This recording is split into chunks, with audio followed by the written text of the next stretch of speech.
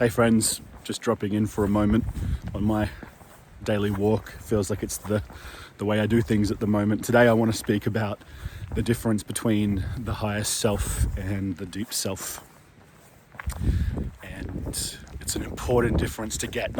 It's pretty rare to come across someone who really kind of comprehends the difference of it for me. You know, these beings who attune to the difference between these two things isn't, it's not something that's like widely taught. It's not something that people are often willing to take the time or the years to sit into and listen to and be changed by. So here's some kind of whispers from me as you work out the difference between the two, and in some ways choose how you act from there accordingly.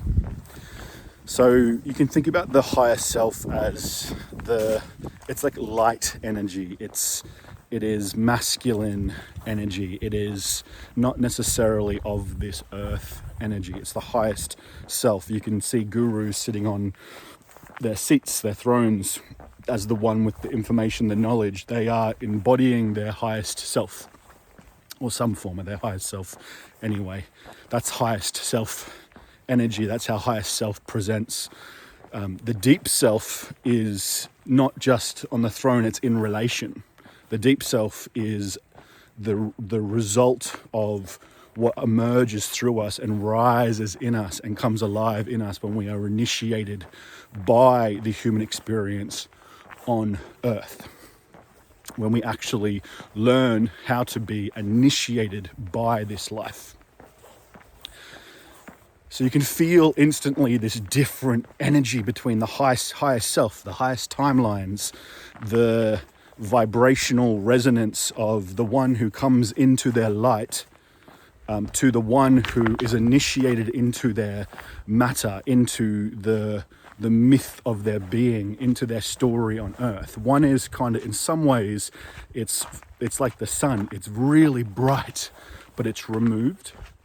And the other one removed from relationality in a lot of ways, because it doesn't have embedded in it the initiations of the dark. It doesn't have embedded in it the initiations of the feminine, the highest self and the highest timeline, that kind of energy, that kind of focus.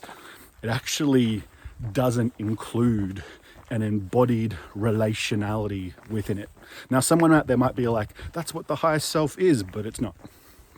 Now, the highest self isn't a bad thing. It's a part of all of this. One way to say it is to come into our inner master, the form of ourselves, the expression of ourselves that sits at the round table with all other masters throughout time. That is, you could say that's sitting at that round table. You could call it Arthur's round table. You could call it you could just call it the round table of masters. You get them all there. The fat ones, the bearded ones, all of them, the colourfully dressed ones, all the masters at the table, and you have a place there. There is a story of your being that has a place at that table. The council of all masters, one way to kind of describe that myth. And then the deep self comes in, and the deep self is going to draw you into the role that is yours, like the deep role that is your role on earth in these times amongst your human family right now. And it's going to be it's not going to be a journey of being removed from the earth. It is going to be a coming more into relation with the earth, more into your place on earth, more into the embodied living expression, beingness of the deepest form of you. So where the highest self and how it's held in many teachings in these times is almost like this shining one. The deep self is a fully embodied part of the all. And because of that, the deep self, I feel, has more of a place in these times and is more integrated as as an initiatory journey and a language in these times. I feel it has more of a place right now, more of a place in this thematic moment of the return of the goddess, more of a place in this thematic moment in the rise of the feminine, the rise of the feminine, the integration of the feminine, the resting into of the feminine. And so this is a little friendly whisper for those who have been obsessed or built businesses on the higher self, on the becoming the one on the throne with the light, that to really know your mythology, to know the mythology of the thing that you're holding point for, that you're speaking to, that you're educating and calling others into, because often a lot of the higher self teachings and courses and initiatory place opportunities, offerings out there, they're mythologically out of sync with what they're actually teaching. I mean, I'm not just saying that. I know that because I have been such a being. I have walked such a path and been kind of deeply humbled on that path. And it's important. That humbling is important. That's part of the refinement. That's part of the coming into right relation. It's part of coming back into the integrity of the mythological honesty of what a thing is. So sit with that for a bit. Sit with your language. Just because the others out there, like bright lights, shining lights, speaking about higher self, it doesn't mean they necessarily know what they're speaking about.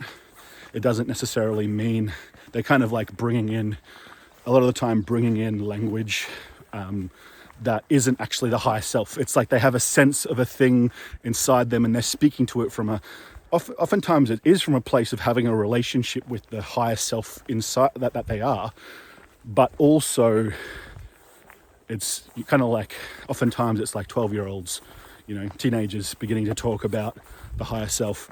They're just beginning to touch it really in the kind of great journey of life. Even if they're elders, even if they're old, they don't often really understand this thing. And you'll find people kind of almost go down the path over a lifetime. Oh, my arms are getting really sore here. They'll go down the path of really advocating for the higher self without ever turning towards being touched by, grown by, initiated by, and pulled back down onto the earth, eye to eye with their human family by the deep self. The deep self feels more integrated in this moment on earth, and it feels like it is the language that is needed right now. I call you, I'm looking that way, but you're there. I call you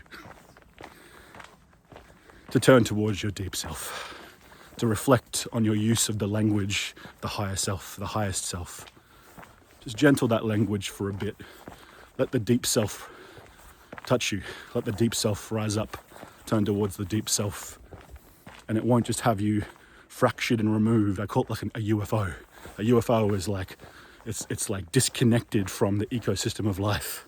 That's what the highest self is in some ways, disconnected from the ecosystem of life.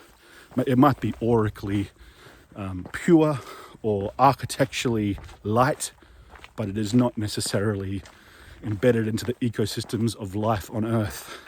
The higher self, like a UFO in some ways.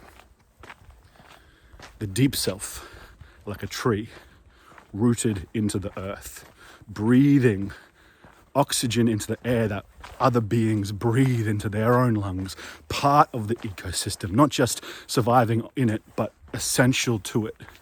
The deep self will bring you into your essential place within the ecosystems of life. The deep self, turn towards it. Oh, and if you want somewhere to kind of continue that journey, begin the deep self journey, continue it in a deeper way, turn towards Michael Meade. You'll find a bunch of stuff in his Living Myth podcast. You'll find it kind of woven into his books, and also it's an essential piece of what we do at School of Living Myth. So consider coming and joining us at School of Living Myth. Be part of the community as we all kind of experience our deep self slowly rising up. Mwah.